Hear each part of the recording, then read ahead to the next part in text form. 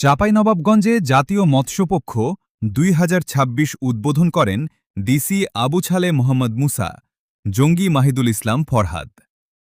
চাঁপাইনবাবগঞ্জ জেলা প্রতিনিধি রূপালী। মৎস্যে স্বনির্ভর দেশ, সবার আগে বাংলাদেশ, এই প্রতিপাদ্যকে সামনে রেখে চাঁপাইনবাবগঞ্জে জাতীয় মৎস্যপক্ষ ২০২৬-এর উদ্বোধন করা হয়েছে।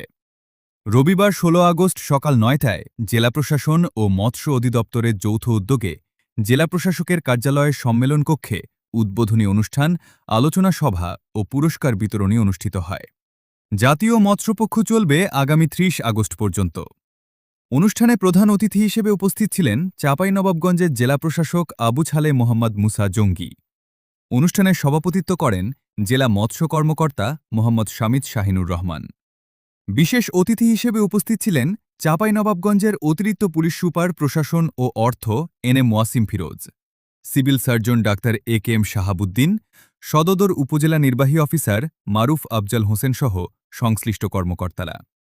আলোচনা সভায় বক্তারা বলেন, দেশের মানুষের পুষ্টি চাহিদা পূরণ, কর্মসংস্থান সৃষ্টি এবং অর্থনৈতিক উন্নয়নে মৎস্য খাত গুরুত্বপূর্ণ ভূমিকা পালন করছে।